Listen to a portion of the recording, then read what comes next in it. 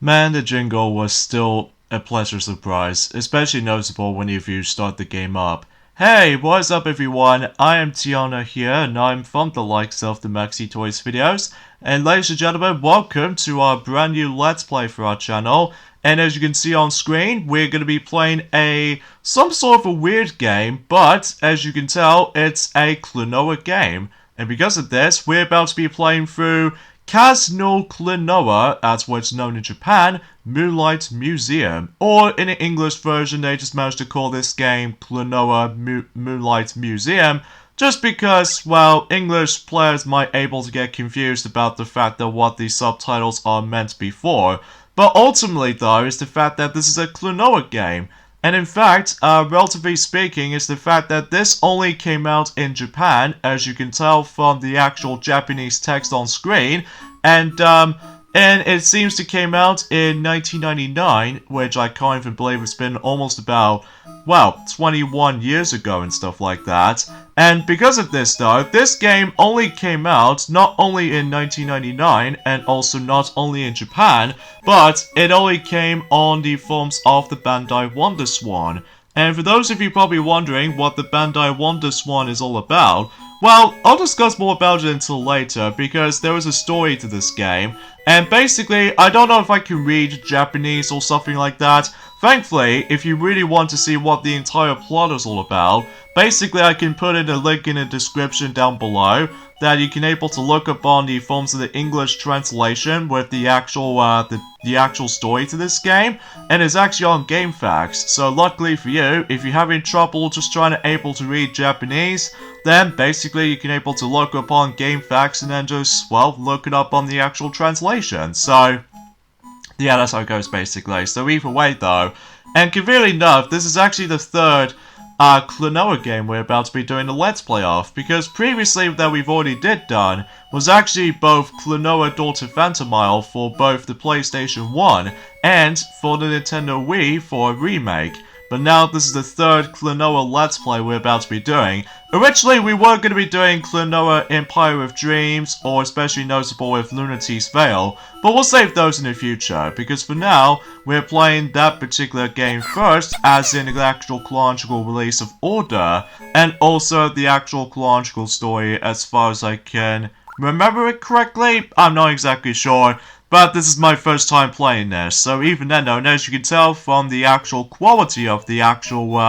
the capture recording, this is obviously going to be recorded on the forms of my emulator from my laptop capture screen. And because of that though, everything else makes it a little bit more perfect on screen, and you can definitely see the actual picture imagery. So either way though, here's Klonoa, but in addition to Klonoa, there's also Hupo, which I can't believe after the events of the original game about the fact that despite Klonoa was actually going into a different world of any sort, but I'm guessing it's probably because of how the fact that this game takes place immediately after the events of the original Klonoa, or something like that. And because of that though, it's hard to explain about this, because I know this is technically my first time playing this game during the actual emulator, because as far as I'm aware, the original copy of the game, especially for the Bandai WonderSwan handheld console, was actually pretty expensive. There's also the, excuse me, the color version as well as the Swan Crystal, which I'll discuss more about those whenever we're able to actually dive right into the actual game. So either way though, excuse me, I'm really sorry about this point folks, but basically, Klonoa and Hupo managed to able to actually just to explore around in this very strange world, and as far as I can gather is the fact that, well, as you can tell, I'm not very good at Japanese, I have to be honest with you guys. But even then, again, the link in the description below was actually there if you really want to see the actual translated version of the actual story. So, but either way though, I just want to able to classify that. So either way though, yeah, we'll just skip this little text speeches and stuff like that, and yeah, you probably get the idea of how this is going to be going through. And but plus, because of this though, this is my first ever Bandai WonderSwan game I've actually played. So, alongside with the other one as well, which appears to be by the forms of the Mega Man and base game, believe it or not. But then again, we'll discuss more about it at some point in the future. So here we go. To kick things off right here is the fact that if you ever played Klonoa Daughter Phantomile before on the PlayStation specifically, you know exactly how this game plays out. Now I do apologize with the actual screen resolutions got a bit chopped up at the bottom screen or the bottom part of the screen. Hopefully I'll try to fix that at some point because, well, as you can tell, it's the fact that much like the forms of, well, specifically for the majority of the actual Bandai WonderSwan games in general, it's the fact that in addition to able to come across into some segments of, well, to be more specifically, when it comes to the screen, position was actually, as you can see, it's actually horizontal at the moment. But eventually we have to change, some of these screen, you know, precisions, which it's hard to explain because I never exactly research upon Bandai WonderSwan as much compared to the forms of the Game Boy or Game Boy Advance, Sega Game Gear, or anything like that. But either way, though, that's all I can really think about it. So yeah, much like the original game, you can able to utilize with the wind bullets, so that way you can able to utilize with the actual enemies as projectiles, or you can able to perform a double jump as you can see right there, and that way you would be able to reach higher places. Specifically, as you can see, that once again you do have 3 units of health, just like in the original Klonoa Daughter Phantomile, and also extra lives still exist, and also, as you can tell, that since we're going to be keep on collecting those little jewels or crystals, basically what happens is the fact that each and every single level does contain 30 of these things, and because of this though, probably because of that, I'm pretty sure it's because of the limitations of, you know, the handheld device, and as far as I'm aware, that each and every single level does contain, in addition to you know, 30 of these crystals that we need to collect, but it's also the fact that we can able to collect those little sunstones. I think that's what that's usually calls them. Again, I haven't really looked upon this game as much compared to the Klonoa Daughter Phantomile game, but apart from those side of things, though, is the fact that I'm pursuing the main objective in this game is the fact that we need to able to actually go through, you know, series of rooms and solving a lot of puzzles, just like in the original game for sure. And also to top it off is the fact that we need to collect these little 3 crystals, or in this case for the sake of clarity,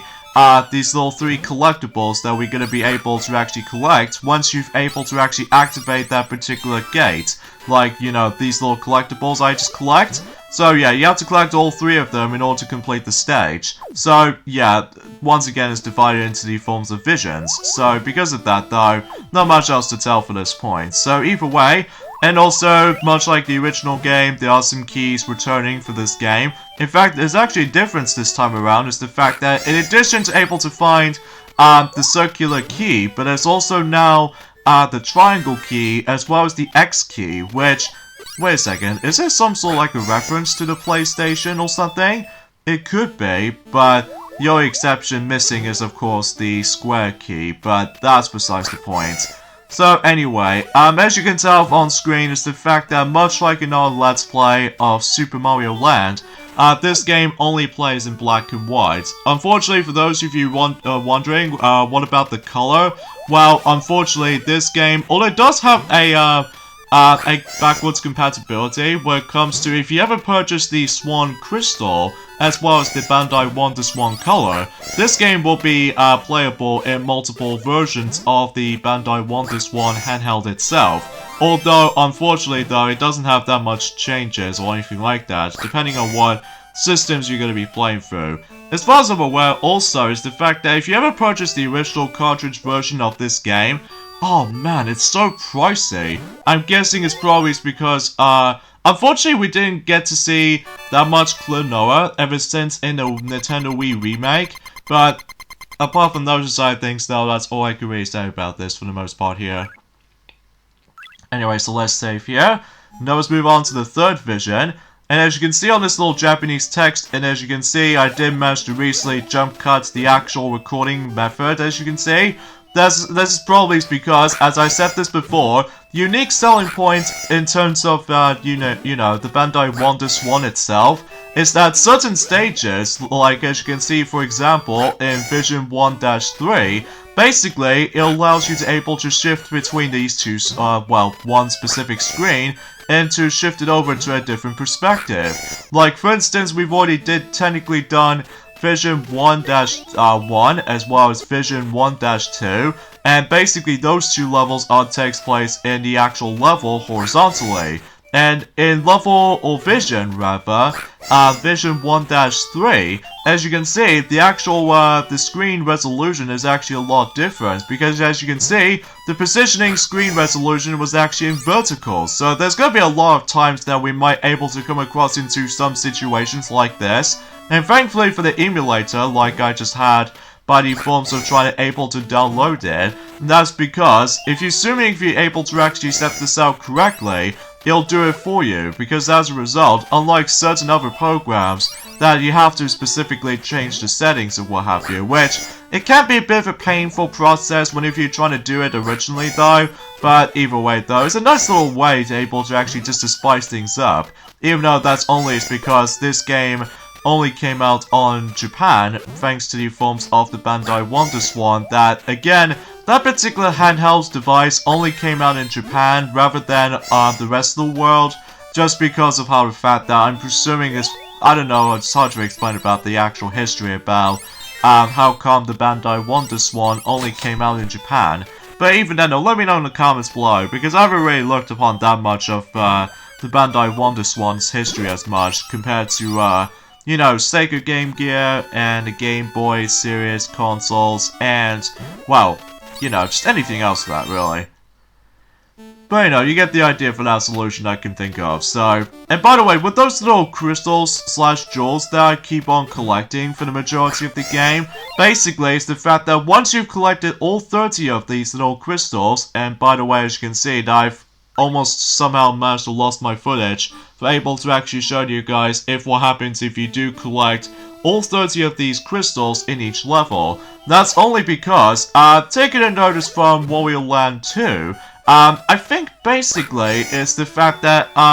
if you keep on collecting those crystals, that way it'll fills up the entire picture image based off on what world you're in. So I think, for instance, for example, it's the fact that since after all we're still in World 1, and speaking of World 1, I think the first world in this game was actually called Quiet Hometown, according to the actual, the translation between, you know, the Japanese to English, so, but either way though, I just want to classify that, and, yeah, because of that though, is the fact that, well, I can show to you because I've held the fact that, thankfully for Game Facts, you can able to actually just look upon the actual different translations in between, so... Now, for those of you probably wondering about the fact that,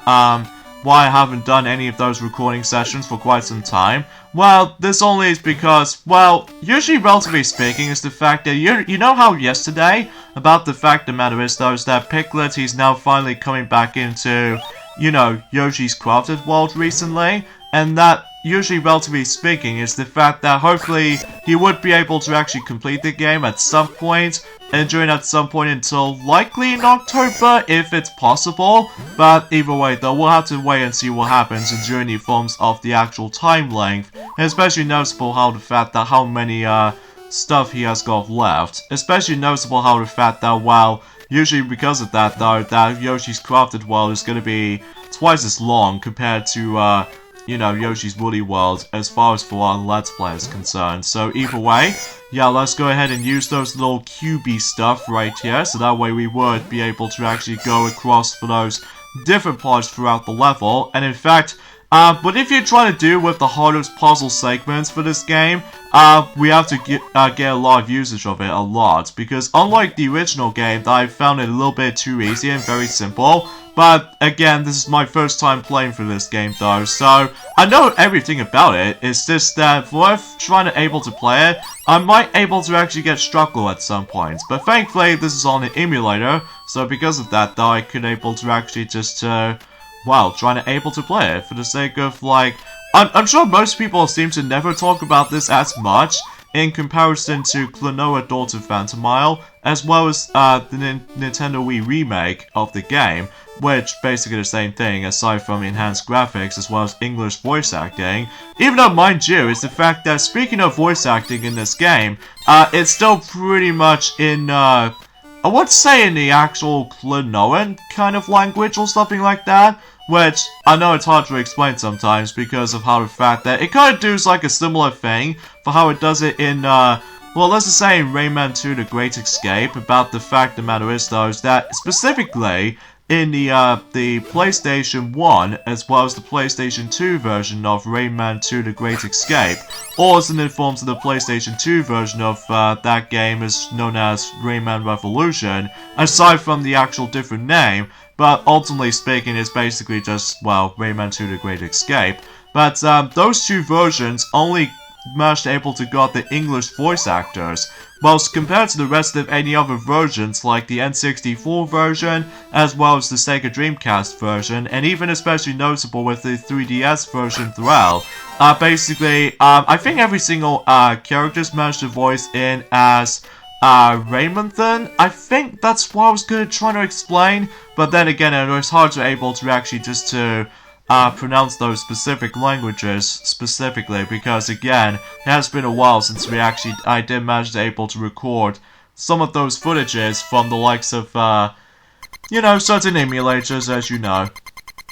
And basically, as you can see, that we almost fill up the entire picture. And because of that, though, unlike in the first game, including the Wii remake, this particular game does have a lot of, like, visions to go through. Like, I think it only contains, like, 6 visions each, which is quite ridiculously big in comparison to the likes of how it does it in the original Klonoa. Despite that, according to the forms of the actual levels themselves in this game, most of these visions are significantly shorter in comparison to long, lengthy ones than the likes of the original game. I think it's pretty obvious because of the limitations of the handheld, which I can assure you that that's how this goes. So yeah, you get the idea for that solution for that topic, so... And also, as you can see, we actually come across into those new obstacles, as you can see right there, which, until whenever we get onto Klonoa 2 Lunati's Veil, basically, those things will make a comeback until whenever we get into that game. But basically, you have to use the wind bullet, and it's kind of like a, almost like a grappling hook or something, and because of that, though, you can obviously just perform a double jump or something like that for that matter, so, and either way, though, yeah, that's as far as I can say about it. And also, something worth mentioning for this point too is the fact that, unlike in the previous games, well, to be more specifically, unlike in Klonoa Dawn of Phantomile, that basically is the fact that you can get a lot of extra lives in that game, due to the fact that if you collect 100 of those little crystals, basically you would get yourselves an extra life. However though, in order to get extra lives in this game this time around, it's the fact that we have to specifically try to find, you know, the 1-up coins/tokens, if you want to be more precise. And because of that, though, it makes things a little bit trickier to able to farm some more extra lives, even way more so than the forms of how it does in the original game. I can understand because of how the fact that, again, it's probably because of the limitations of the handheld. So, but, you know, you get the idea for that little topic, for that noting for, but even then, though, as far as for my history experience, in terms of, you know, Bandai WonderSwan handheld itself, even though despite the fact that I've never actually owned one, especially because this is only in Japan, and also that I've seemed able to heard of that particular handheld before, because, excuse me, that the first time I ever actually heard about the actual, you know, the Bandai WonderSwan handheld console itself was actually, I saw the actual video about the Bandai WonderSwan Color, thanks to the forms of the Final Fantasy editions, specifically the original Final Fantasy 1 and Final Fantasy 2 editions, which it does contain a special editions of those consoles as far as I'm most likely aware of. And yeah, as you can see, I've managed to get myself the actual the 1-up token, or the 1-up coin, whatever you want to call it. And yeah, as you can see on screen, I did manage to fix the actual the screen size resolution, as you can see. So that way you can definitely see now how much crystals I actually got and how much collectibles I'm going to be collecting. So, you know, you get the idea about the actual specifically of how this game actually plays out. Overall, it's very similar to the forms of the original Klonoa Daughter Phantomile, but except the fact that the actual level size is being scaled down because of the limitations of the handheld, and because of that though, you would expect things to be more specific, so... But what if we get onto Klonoa 2 Lunati's Veil? Oh man, that game is going to be massively bigger in comparison to the original Klonoa, but then again, we'll have to wait in the future because then again, we still got a lot of things to take care of. Specifically of how the fact that despite this year still goes really downhill, especially noticeable because of how the fact that the stupid COVID-19 is causing the actual mess. And even though, don't get me wrong, we actually getting slightly better, but it's just the fact the matter is though, is the fact that whenever we get onto 2021, that we're hoping that year will be a lot better than this year was. Aside from good parts of this year, like we said this before, that the Sonic movie was actually really good, in my opinion. Sure, it might not be everyone else's cup of tea, but either way though, I still enjoy it nonetheless. And as a matter of fact though, is the fact that, according to the other rumors or something like that, I'm really hoping that the Super Mario 35th Anniversary Collection will be shadow dropped during at some point in this week. But we don't know exactly for sure just yet though, because we haven't exactly heard from them yet. So yeah, you get the idea. In each and every single world, especially noticeable with how the fact that, as you can tell, that we almost filled up the entire image, as you can see. I think in order to be able to complete the entire image, that we have to collect likely 180 crystals in order to be able to fill the image around. And because of that though, you're gonna have to keep on doing a lot of scavenger hunting. Specifically, you have to keep on exploring around in certain places, and then once you're able to get your cards right, basically you would be able to actually just, well, trying to able to actually fill up the entire image. So, but either way though, that's as far as I can say in terms of Klonoa, or should I say in Japan, a little Japanese game, Kazunoo Klonoa,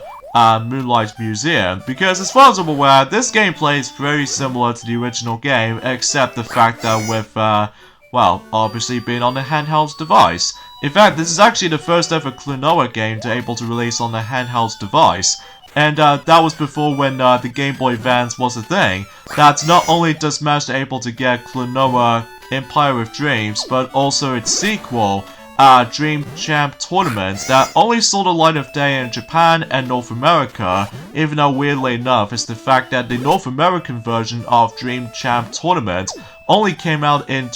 likely in 2005, in the American version, which is a little bit too late, and because unlike the Japanese release of that game, only came out in 2002 or something, so even then might be a little bit misleading for that particular point worth noting for. And there's also the RPG game, the only time they managed to do the RPG game, which only exists in Japan. And also they managed to get themselves Klonoa Beach Volleyball, which I think that game only exists in I would say in Japan and PAL European version or something like that. Although I might well be mistaken, even though I'm probably not going to count those as in those Let's Play retrospective of those games because, well, obviously I just don't have any experience of them. Although the only one is usually, in my opinion, is the most more definitive way of playing these games for time to time, in my opinion, is of course the actual 2D platforming. So,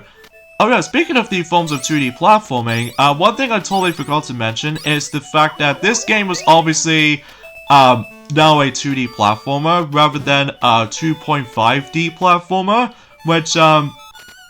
you know, unlike in Klonoa Daughter Phantomile, as well as Klonoa 2 Lunati's Veil, basically those two games does manage to have themselves a 2.5D perspective in terms of the actual platforming department, which I think to me it does manage to able to look very impressive. But, you know, as far as this game, along with the actual Game Boy Advance titles,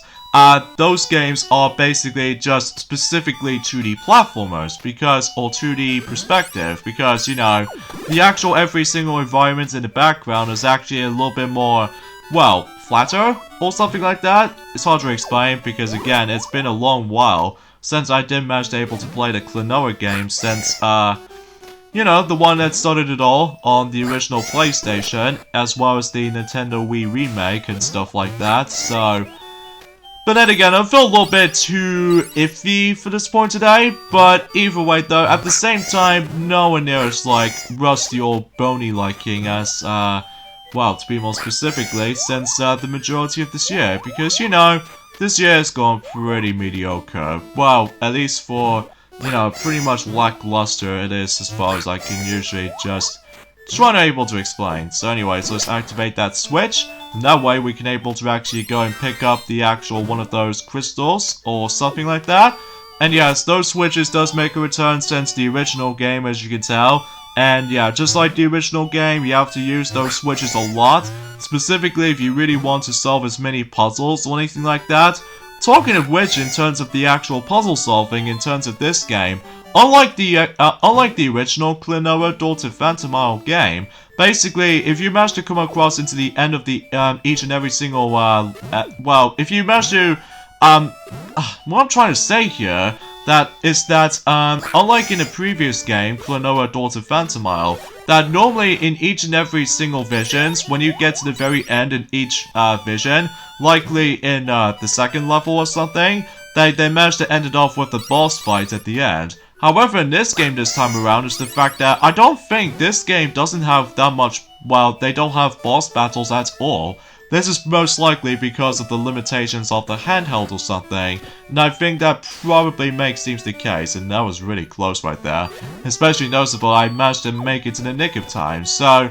yeah, the first world, as to be expected, is pretty easy if you manage to get the hang of with the actual mechanics of the game, especially noticeable how the game plays out to be if you ever played the original game before. So, but either way though, there's not much else, anything else different about it, apart from the fact that this is all black and white, rather than just in full color, until Game Boy Advance came around, as well as, you know, Klonoa 2 Lunati's Veil for the PlayStation 2, so, but you know. But then again though, the first world is actually pretty easy, but then later on if you move on to the next few visions, the game might actually get a little bit tough and difficult, which specifically if you manage to try and able to actually solve as many of those tougher puzzles later on, which it might be seems the case, but either way though, we'll talk more about that whenever we're able to continue things on with the actual main emphasis on this game. And yes, much like the original Klonoa game, as well as the Nintendo Wii remake, I'm about to be going through 100% completion by, you know, accomplishing multiple things. Like, for one, trying to able to fill up every single image's parts for the actual each and every single world. And hopefully, I don't know if I might be able to actually get a game over anytime soon, just because of how the fact that, well, as far as you can tell, the first world is really easy. So, once you're done with the main world, then basically you move on to the next world. So, but then again though, this is all Japanese, so I can't really tell what they're trying to say, but again, look on GameFAQs and then you should be able to look it up on the actual translation. So, but again, super recommendable if you're able to actually having a hard time, you know, just trying to read the actual text of Japanese. So, anyway, so let's go ahead and end things off here. So join me next time on Let's Play Casino Klonoa Moonlight Museum. It's the fact that we are now moving on to, well, specifically World 2. So even then though, that's hopefully, without any trial and error, well, we might as well find out at some point. So I'll see you guys until on Friday. Later fellas.